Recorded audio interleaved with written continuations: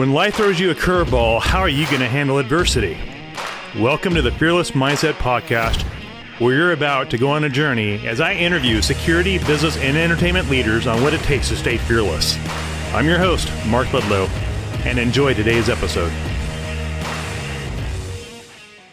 Hello, everyone. Mark Ledlow back here with the Fearless Mindset Podcast with John Fisher. And we just talked about the first episode was on Charlie Kirk and John breaking down, the parallels between what happened in Pennsylvania with Trump and what happened with in Utah with Charlie Kirk, and just talking about the security protocols and just observations and critiques and kind of a debrief from John Fisher's point of view, being that he worked on the governor's detail in Texas for 14 years.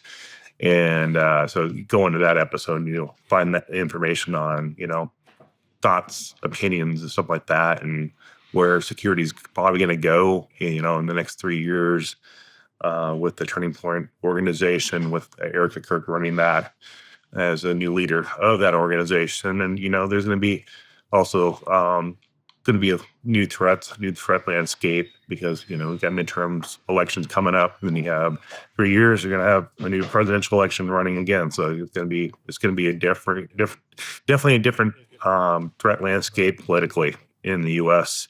And it's going to be interesting to see how it all transpires. But now we're going to go take a deep dive and talk to John about the transition from, going from government to private. Welcome back, John. It was just a couple minutes ago.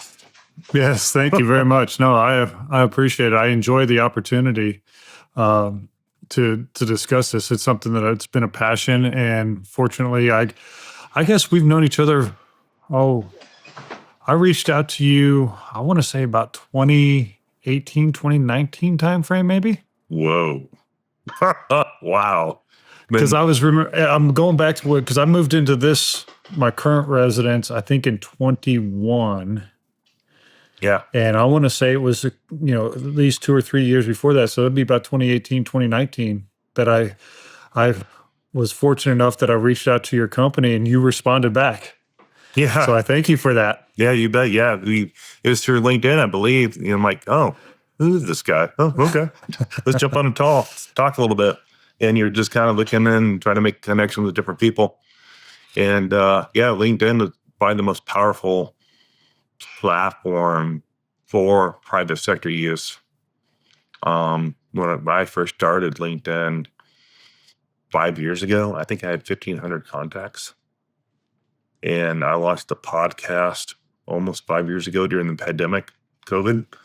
And I think we're almost pushing, we're like 80 followers away from hitting the 10,000 mark.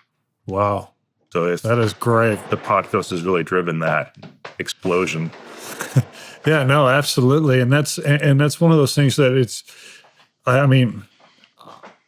LinkedIn is good and bad because it is a social media platform, but you can at least put your resume out there and your experiences. So that way people can kind of get an idea of who you are and what you're about. Yeah. And what I'm hearing from business folks that are on LinkedIn, they usually predominate for news information. Mm-hmm. I'm like, I did not know that. I think your son, Toby, told me that. He would know. That is definitely within his wheelhouse. So for the audience listening, we're going to take a dive into, I know there's a lot of people leaving the government in D.C. and trying to get in the private sector and figure this whole thing out. And John has just recently did that. So I want him to kind of share his journey, his story of how that's been, how easy it's been. It's been kind of a piece of cake or running a business and that kind of thing. And he's got the discipline from the military. He's got good work ethic. He worked for the government for Texas, protecting Governor Abbott and the First Lady for 14 years. So he knows a thing or two about running operations, but running a business, it's got to be a different animal. So let us know what you think about all that, John. No, it absolutely is. You definitely have to have a passion about it, and it's tough. Unfortunately and fortunately, I had 22 years with DPS that helped in the process of becoming licensed, but because DPS is the licensing entity, I could not apply for my license while I was an employee of. So I had to wait till I was officially retired and separated from the department before I could apply. The application process, everything's online now. It can be confusing, and trying to get somebody on the phone is difficult. I mean, working with inside of DPS was definitely easier than trying to work with DPS from the outside. But once you're able to navigate it, and I got somebody on the phone that was able to kind of help me through it. But it was kind of interesting. I applied for my business license because a couple of years ago, here in the state of Texas, you can get an LLC for free. Yeah. Basically, they waive the charges for your first LLC. So I went ahead and got that while I was with the department, and I just held on to it. Once I retired, I went ahead and put in for my business license, which was it's a multi-step process, but fortunately I was able to do it because of my years of law enforcement. That took a process of about 3 months before I was actually licensed.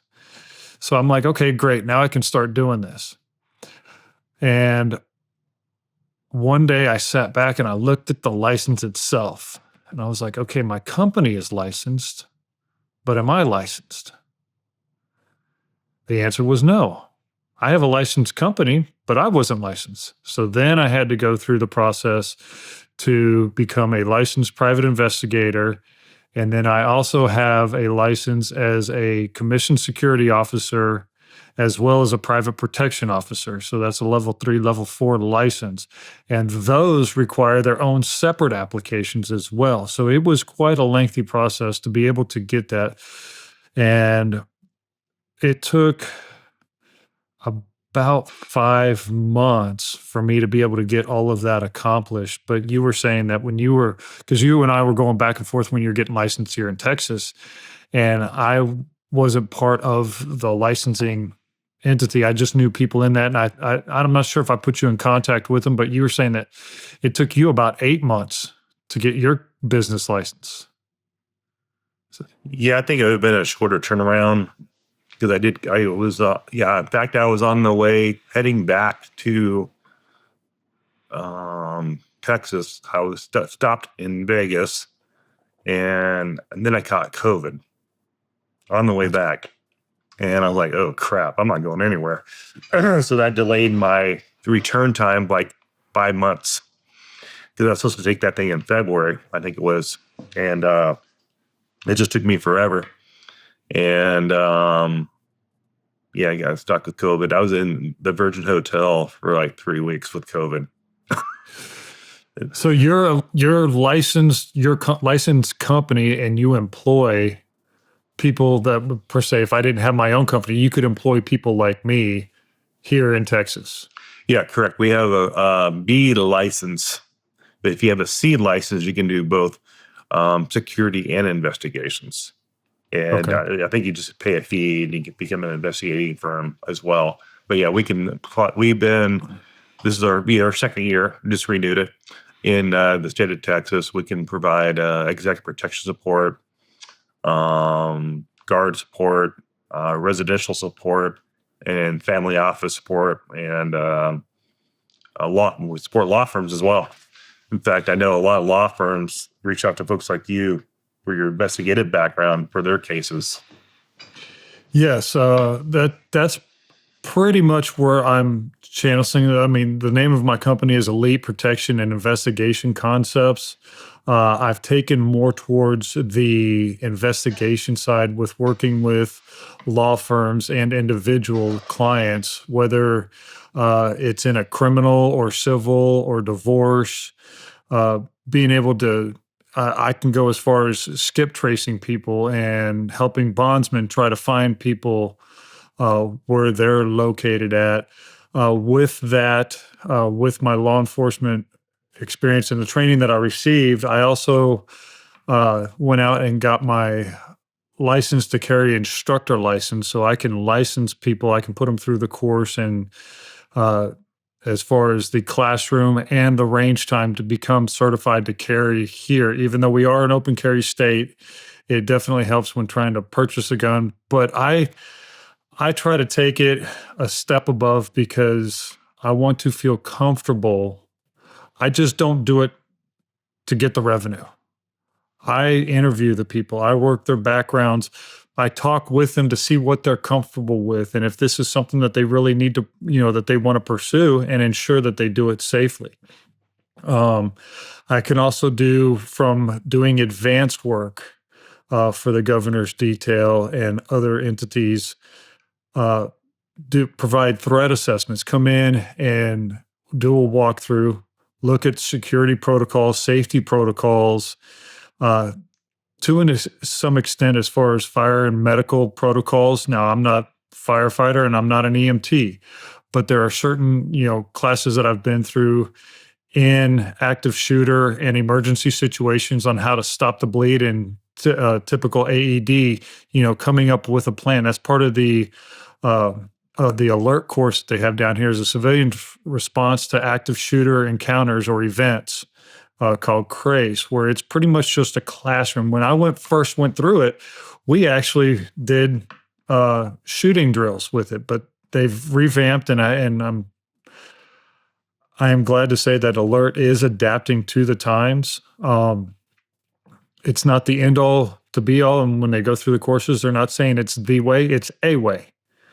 It's to get a foundation, and then you can tailor it to your specific needs and desires. But I help with that, work with churches in the area, certain businesses, even private entities, and if need be, high net wealth individuals, to help them figure out escape routes, what to do in the event of, what kind of security protocols that they have in place. And I'm not saying that I know everything about it, but I know more than the average person when it comes to something like that, and offer recommendations. And then, of course, if somebody is wanting static security, guard positions, or whatever, I definitely refer them to you. Referral business is how we grow. Absolutely. That's been probably 80% of our business. First and second quarter of this year is word of mouth referral. Kind of crazy how it works. Well, and you're absolutely right. And that's, and in this network and in this world, it is word of mouth. I mean, you can spend all kinds of money on advertising, but people talk. And if you turn out a good product and you're reliable, that speaks mounds much more than advertising. Yes, it's good to get the name and the brand out there for sure, but it's the word of mouth and the quality of work that you provide that you get that return business. Yeah, I have a client that told me that once you master taking care of that one client really well, it opens up the marketing, unpaid marketing, basically. And the amount of time and energy I spent on LinkedIn, I think LinkedIn gives you credibility. People, like a new client, maybe vetting you, checking you out to see who you are. I think it gives you a business-to-business visibility, credibility, but you got to take it that much further. I mean, just giving people video cold calls in your inbox is not going to generate business. You got to, I think, it's still a trust business. You got to cultivate that relationship face to face. You got to invest in probably a plane ticket to go somewhere, maybe a conference, and meet people. Because when you meet people face to face is when the trust bridge is truly created. And I think people kind of got lazy during COVID and relied a lot on just Zoom, and more Zoom to create business contacts. But now I think people are traveling again. People have to make money again. People have to hit numbers and get out there and hustle. And so the days of being lazy and working from, a laptop, thinking a podcast is going to pull in a client, it may work for some, but unless you are in the top 1% of podcasting, and yet you're spending tens of thousands of dollars in marketing and clickbait stuff and all that, it's unless you're an influencer with millions of followers, okay, maybe. But I think it's the old grind of you gotta get off your tail and get to work. Go grind, meet people. Oh, absolutely. You got to get off your tail and knock on some doors. And that's part of one of the things that I think that sets me apart from others in this area. Because I have to go, I talk with the client, and they may give me phone numbers and this, that, the other thing. And I can sit here on a computer and I can call them all day long. But will they return my call? And I could definitely say, yeah, I tried to reach out to them. I emailed them. I tried to call them. I tried to text them, no response. But to actually get out and drive to the residence and knock on their door, that has turned a lot of heads in this. And I'll give you an example of my very first case, because I've just been doing this. I really started hitting the ground on this in June, July timeframe. But one of my first cases that went to trial, I got a name of a witness, tracked him down. I tried calling, phone's disconnected or left a voicemail, didn't happen. So I was like, you know what? I'm going to go drive by. Knocked on the door, stood around. Guess what? Here they come to the door. Show up, talk to them, tell them what's going on. Yeah, sure, absolutely. I get back to the attorneys. They're like, okay, we need to go ahead and prepare them for court because they're going to testify on our behalf. It's like, okay, not a problem. Set up that, arrange that meet. Come to the meeting time. They're not there. And they look at me and I'm like, give me 5 minutes. I drove to their house, picked them up and brought them, and they were floored that I went that extra mile. Wow. That's impressive. And really it's just a matter of going out and knocking on those doors, and doing this for the amount of time and you should know, I have zero problems walking up to anybody. Yeah, you're Mr. Social Butterfly of Texas. You just got that gift. It's one of those things of just taking that extra step, and making that connection with that person and doing that little extra drive. And I thought about it because I was actually this morning I was going to, but maybe this afternoon or tomorrow, rather than calling these other law firms, I'm going to go and talk to them. I'm going to show up, talk to them, say, this is what I offer.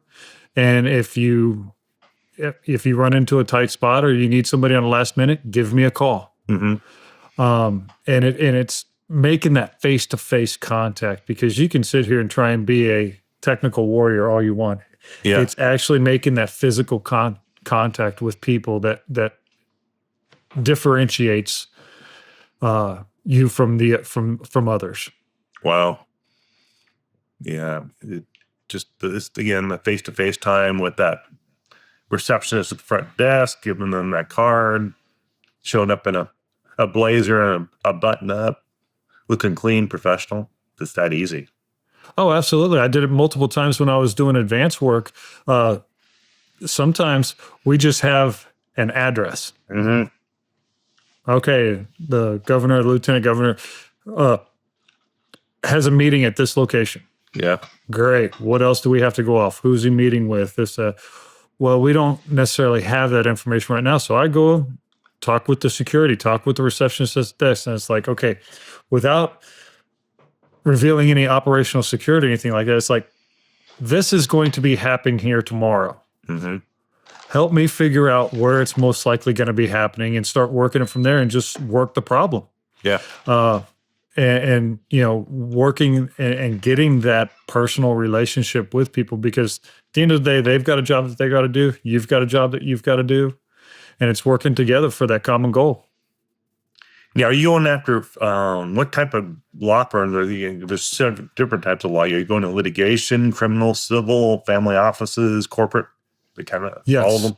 Pretty much. Okay. Right now, it's mostly criminal. Okay. I get court appointed. There are a few that I'm retained on. Mm-hmm.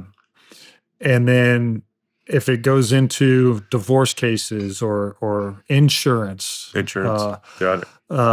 I'm working a case that is, what is it? Arson with bodily injury or death. And it was bodily injury, and it ended up being where the victim passed away. Oh, wow. But I'm working an arson case. I've got a murder case that I'm working on. And it's just getting to the truth. And that's one of the things that I try, good, bad, or indifference, because I have to compartmentalize and put my personal beliefs aside, and I get to the truth. And I do it professionally, and I do it with integrity, because the truth is the truth. And it's going to go where it goes. And whether I agree with it or not, or it's what I think happened, I have to go where the evidence and everything is going. I've got a case where I'm becoming a ballistics expert, I guess you could say. I'm not by any means claiming that, but I'm learning a lot about ballistics and firing pin strikes and metallurgy and the microscopic evidence on it, and being able to differentiate between the two, and how that applies to this case. Because yes, it's possible, it's probable, but is it definitive? What is, just because you have two spent cases that were shot from the same gun, doesn't mean that there wasn't a different gun of the same make and model that shot that. That's where you have to get into the microscopic aspect of things to identify that specific firing pin was used in both cases. Wow, that's very technical.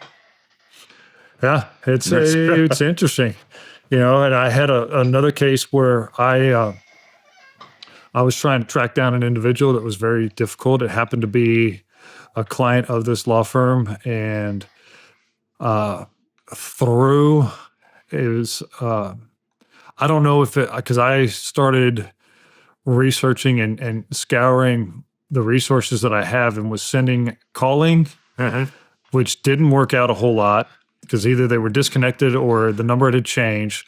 But then I sent out emails to more than likely improbable emails saying, hey, I'm trying to get in contact with this person, have them reach out to me. And lo and behold, the person ended up calling me, and they said, hey, I heard that you were trying to look for me and that you wanted to ask me some questions. And I'm like, you're absolutely right. Wow. So what do you see business going in Texas? I know the culture. I know I do executive protection, residential, and support family office stuff. With all the data centers going, do you think it's going to be more heavy on the guard side, level 3s and 1s, and just uniformed armed? Is that kind of what you're seeing? What do you see? Because I know the culture is definitely anti-executive protection in Texas. It's not like it is in LA or New York. Well, I'm not going to say it's anti. It's just that they don't like to see, they kind of feel limited in that aspect. And they don't want to seem like they're entitled. It's just good old folk down here. There's farmers that you think wouldn't have a penny to their name, and they've got millions in the bank. But to answer your question directly, yes, you're going to have to have the actual physical person there.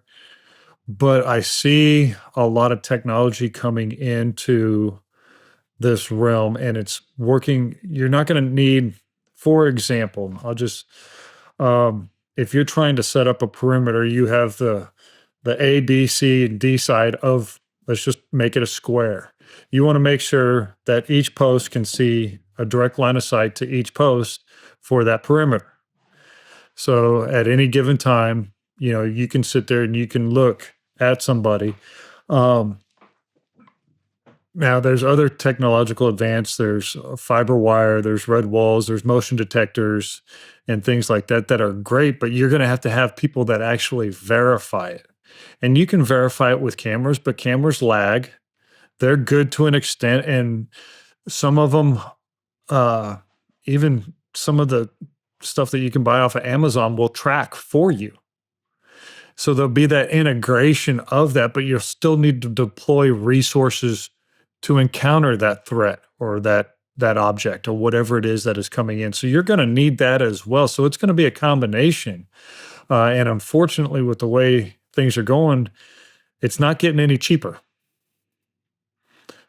But there's, it's being able to integrate technology into it and having those bodies and those individuals that know how to operate those systems.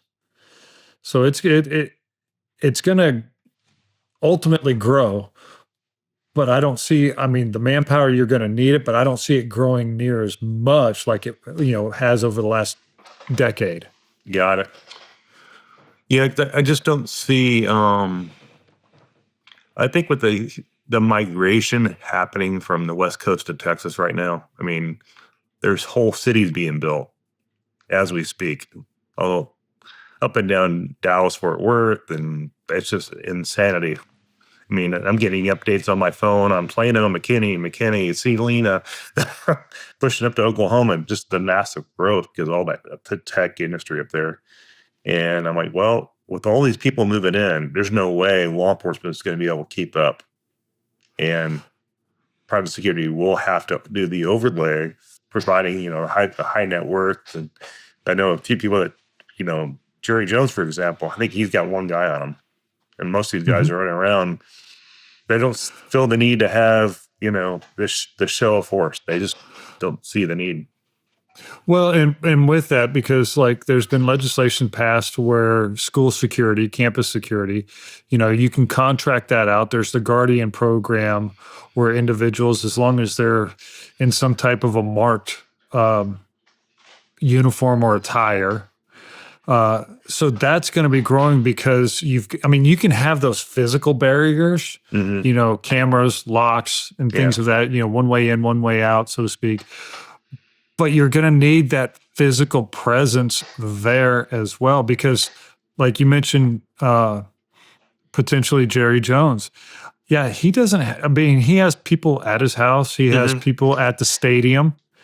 And there are, he has kind of I guess you could say an entourage that goes around, but there are people that are integrated in it. So they're multifaceted in that world. So they're, say, for lack of better terms, a personal assistant / security. They're dual purpose because they're going from one protected place to another protected place, which requires bodies.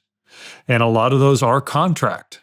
They don't necessarily work for AT&T Stadium. They don't necessarily work for Jerry Jones.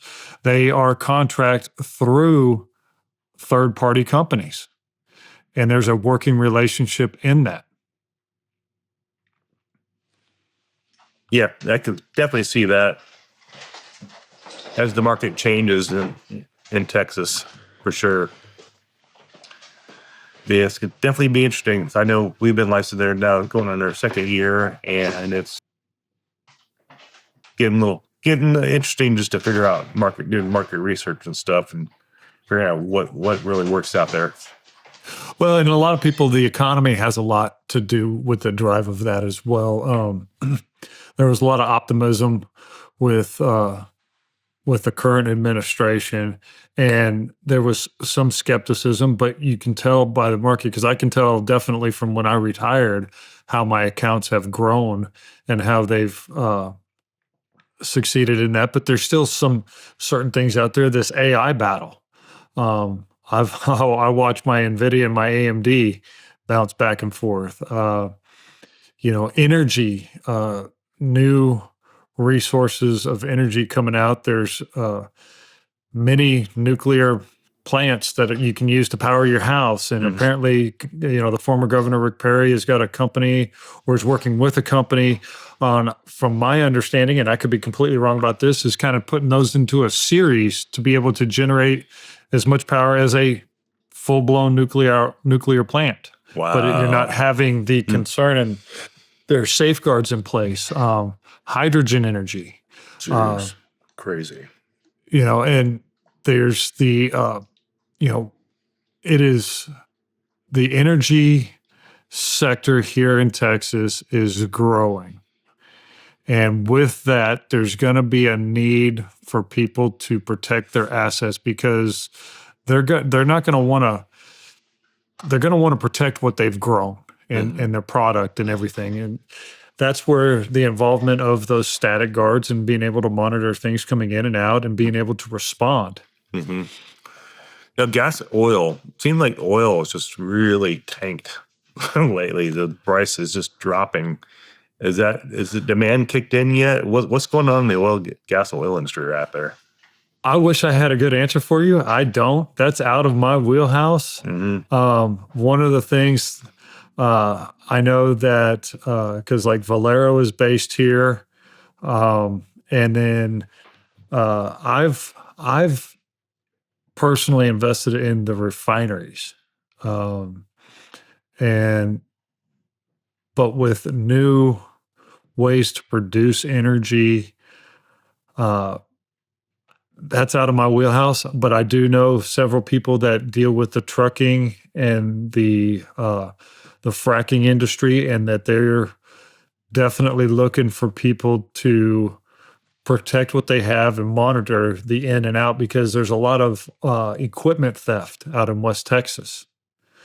And I don't know if that's from complacency or the lack of manpower.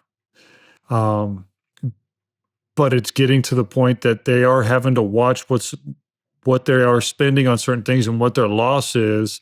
And so the cost analysis and the basis of providing security to watch those things versus losing them and having to replace them, it works into their favor. So it doesn't eat into their profit margin as much.